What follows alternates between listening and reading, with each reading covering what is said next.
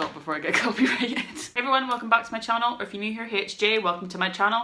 And today I'm going to be telling you guys my favourite films to watch around Halloween time. I thought like, because it's the spooky season, and as I've mentioned many times on this channel, Halloween is my favourite thing in the world.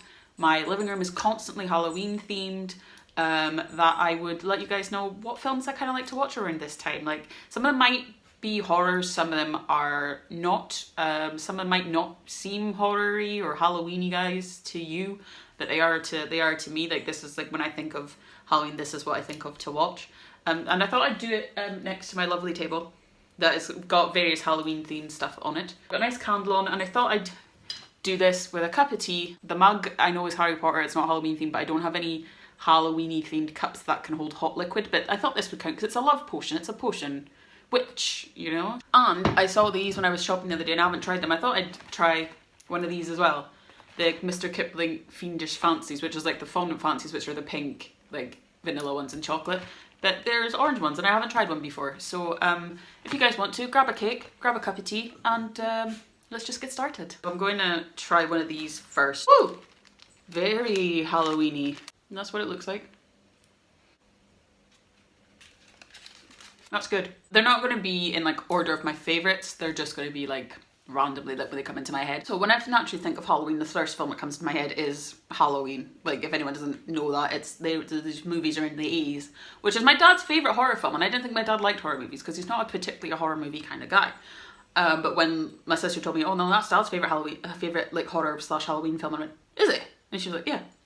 So I was so shocked. Anyone here that's too young to know what it is, Halloween is based around a character called Michael Myers, who you guys may have seen around the internet a lot now around Halloween. Like, he pops up, like all these characters pop up around Halloween time. Michael Myers is a killer who escapes and terrorizes the town of Hadfield, which is based, it's a fictional town based in Chicago, in Illinois, and starts to harass Jamie Lee Curtis's character, who is the original Scream Queen, and starts to terrorize all the neighborhood, but specifically he goes after Jamie Lee's character.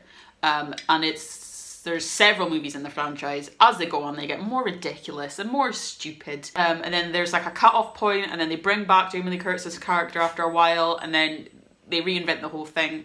And there was one out a couple of years ago now, because obviously all the pandemic and the virus stopped half the films coming out that last year or so, and that's when Halloween Kills was supposed to come out. But it's now coming out this year, it's coming out this month, and I can't wait to see it. I will suggest that you guys should watch the first movie that came out a couple of years ago, because if you've obviously know the Halloween films, you know the idea of what runs through it, like with Jamie Lee Curtis's character, and her relationship to Michael Myers. It has completely changed. They flipped it on its head. She's now got like a daughter and a granddaughter involved, and it's really cool. And in this movie, Halloween Kills, if you've seen the whole franchise from when you were younger, from the beginning and throughout, they're bringing back a lot of the old characters, which is so cool. And I am so excited. And then there's another film after that one, and that would be the finale. And I think there's going to be no more Halloweens unless people decide to adapt it in the late future, when I'm in my grave. I love Halloween. It's just like, it's a good old classic. Like, I will never not be frightened of Michael Myers. Like, I will never not jump when I see him, or I'll never not get like chills when like that music comes on and you just see him standing there, or like you see the mask and you hear him going, he sounds a bit like Darth Vader, but when he goes in his mask, like, I will never not be frightened of that. And other ones are obviously like Nightmare on Elm Street. You guys, if you don't know it, you don't know it, but for those of you that do know, it's obviously about Freddy Krueger, who comes to people in their dreams, and if you die in the dream, you die in real life. Like, I think people will know it through the song. If you heard the song, 1, 2, Freddy's coming for you, 3, 4, better lock your door, and so on and so on. If you look that up, you'll kind of get the gist of what Freddy's about. Again, they get weirder as they go. They all kind of blend together after a while as well, which is what I find with most of franchises. When they go on for so long, they blend. But when you rewatch them again, you get to know them again. Like, I watched all these films through lockdown, the first lockdown, and then my sister wanted to watch them with me, so I rewatched the whole of these again. I still didn't get any better, but who knows. But no, the first one's always like a favourite. So Friday the 13th is another one, and a classic one with Jason Voorhees. That if anyone doesn't know who he is, you've seen like the hockey mask and the knife and the boiler suit. Basically, it's based around Camp Crystal Lake. These kids go there obviously for camp to teach kids. Like, there's teenagers there who are like I'm not gonna lie, they're horny. It's basically like Jason going around killing a bunch of horny teenagers, but that's not really what it is. There's more of a story to it. So everyone goes to Camp Crystal Lake. They tell them not to because it's been haunted by a boy who died in a tragic way, and he's haunting and going to kill campers. And then as the series goes on, they get more ridiculous as well. But as it goes, again, they all blend. They all go to a camp. They all get killed by this guy. But it's the sensation of, in the first one, you don't really see Jason at all. So it's like Jaws, like you see the shark eating someone, but you don't see the shark until like near like halfway more than through the movie. And it's the kind of the same with this, like you just see it from Jason's point of view, like perspective from his, you're looking as if you're Jason. So it's that kind of thrill suspense of you're being Jason and you're killing these people. And then more in the second one and towards that one is where he gets the mask and is his own person, and that's when you see it. But it's always the idea of they can run, the campers, the camp will run, they'll run as fast as they can to get away from it, and then bam, he's there. And it's like him and Michael are like these mythical beings that can never be killed. And it's so out there, like you think, how are they alive? How do they do this? Are they are they demons? Are they from the afterlife? Like, can they never die? And that's what I love about these films as well. I'd recommend watching all of them, to be fair, because there are good moments, there's shit moments, and there are moments that make you crap your pants. Like literally, I watched these with my sister. One time she went to take a drink, she went to look at the screen and just paused like this. The Saw movies, if you want more like bloody gutty horror, it's not really like, it is a horror, but it's more of the horror that doesn't make you like jump out your skin, or it can give you a fright. But I think it is more there for like blood and gutsy, for that people who like that type of horror films.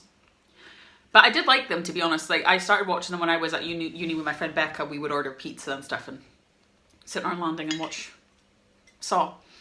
And then I saw Jigsaw with her, and then I've watched Spiral as well. Like, that will lead on. But Spiral was quite good. I did like Spiral, to be honest. There is, I think they leave it at the end so it's open for another one, which I would watch, I think. It didn't excite me as much as the Saw films did. Like, the first kind of three and that. Like, it didn't excite me as much, but I would watch it, so I would recommend. Chris Rock is not as bad as I thought he would be, that's all I'm going to say. Not that I hate him, he's just not my particularly favourite actor that I'd watch. Samuel L. Jackson, pretty good. He's always good. I'm not going to say no to Nick Fury. But no, the Saw movies are like, if you like blood and guts and stuff like that, it would be for you. But for me, it's how he comes up with all these different machines, how they come up with all these different machines in each film to kill each specific person. It's fucking mind-blowing to me. It's like, who comes up with this? Who comes up and goes, oh, I know what we could do. We could strap their head into this bucket thing, have their teeth pulled out of their fucking mouth, have the one where this woman has like her hair pulled off from her scalp. Like, how do people come up with that? They inspired an actual person to build stuff like that. There was like a killer going around remaking all this shit. And I'm like, why? Like, why would you give someone that idea to do that? But like, the way that they design the machines and come up with different ones each time, there's not really a machine that repeats itself, which is incredible. Again, they blend together after a while. It's like the same concept that he wants to take people who have done wrongs and make them realise what they need to do right, and they have to work together as a team, but they don't realise that to get out of these machines, because he wants to see who's in it for the good, for the right reasons. He wants to see who's in it for the bad reasons. So all these people have done something wrong in their lives, and he's taken them to show them that life is not a joke. But it's like, I love that aspect of it, and the guy who is Jigsaw, like there is a more of a storyline to his character when you meet him, so I do like that idea. And then everyone knows the little guy on the bike, Billy. Everyone knows who Billy is. Like, he's a cute wee thing. If he wasn't delivering messages of death. And then there's also It. We all know Pennywise the clown, that fucking clown. I'm not scared of clowns, but I hate that clown. I'm glad I'm not a child anymore, because I'm out of his age bracket to come and grab me. But I swear to God, I watched part 2 of the latest one with my sister like months ago, like last year. And then a couple months later after watching it, I was walking to go to the bus stop and a red balloon fucking passed me, and there was a drain next to me, and I bolted it. I'm not kidding, I got so frightened. But I'm out of his age bracket, so I don't know why I got frightened, but it's just like, I'm not speaking to any motherfucking clown that's down a drain. When I think of watching Halloween as well, Halloween films, I always think about Tim Burton. Like, I know it's not like scary, but he always has like a Halloween vibe to him, doesn't he? Like, Corpse Bride is amazing. That's one of my favourite all-time movies of his. Like, if I feel down sometimes, if I feel like in that mood, I want to watch Corpse Bride. I love Corpse Bride. Obviously, if you guys never seen it, it's an animated, it's a motion stop animation film like Wallace and Gromit, for example. All the Aardman movies like Chicken Run, it's like stop motion animation, obviously, which takes ages to do, and it's incredible how they do it.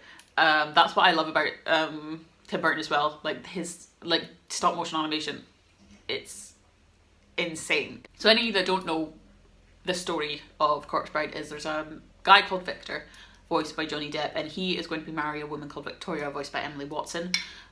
He ends up messing up in the rehearsal. He gets a fright. He goes into the woods and starts rehearsing these lines that he's supposed to say on the wedding day.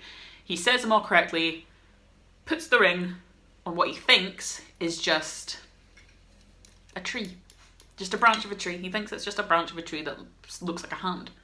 Then all of a sudden, he's now married to a corpse bride called Emily, who's voiced by Helena Bonham Carter, the Queen. I literally think of her every time I think of Halloween because she's just amazingly quirky and she doesn't give a shit. And I wish I could be like she's like one of my inspirations, like to be quirky and to not give a fuck. She thinks it's a real marriage because he said his vows so perfectly. He ends up marrying her, and it goes on this bizarre adventure into the underworld of the dead, and where he finds out that the dead aren't always what they appear to be. There's also Nightmare. This is always like up for debate, but it has been said that Night Before Christmas is a Halloween film as it is a Christmas movie, because you start in Halloween Town, it's about a skeleton. Skeletons don't go around on Christmas, but they will in my house. Everyone's always like debated that question, but it has been answered, and it is both. You can watch it on Halloween and you can watch it on Christmas. So for me, it's a Halloween film, although I did watch it on Christmas last year. If you don't know it, you know it, like the song at the start. If you knew that was from Night Before Christmas before we even got to this point, you are great. You are perfect. So again, Night Before Christmas is based in Halloween Town with Jack Skeleton, who goes to the same thing every year. Every year Halloween is for him is the same now. He's getting bored. He ventures out of Halloween Town and finds the door to Christmas. He goes in, loves the idea of it, and thinks it's a great idea for him to become Santa. And that's all I'm going to tell you, because it's like music. It's like a musical one as well. There is dialogue. There's like half dialogue and half music, so it's like a good combination of both. But the songs are good. They're really catchy. My favorite one is obviously Halloween. The one at the start. This is Halloween. This is Halloween. And there's what's this? What's this? There's magic everywhere. There's the Oogie Boogie song that I just played for you guys there, and there's like little in between ones. And it's really fun. It's for the whole. It's like a family film, really, isn't it? That's why I love Tim Burton at Halloween. Like, he is Halloween, and if you don't like Tim Burton, I don't know if we can be friends. And that's the tea. I'm going to think of stuff when I come off of here. I should have said this. So that's it for this video, guys. If you guys liked it, please give it a thumbs up. If you want to see more stuff from me, hit the subscribe button if you would like. Leave in the comments below what's your favourite Halloween movie. Do you even like Halloween, or do you prefer Christmas? Are you more of a Christmas person? We can discuss. I'm open to that as well. I may not be a Christmassy person, but I will have a chat with you guys. I don't mind. Yeah, so I hope you guys like this video, and I will see you for another one.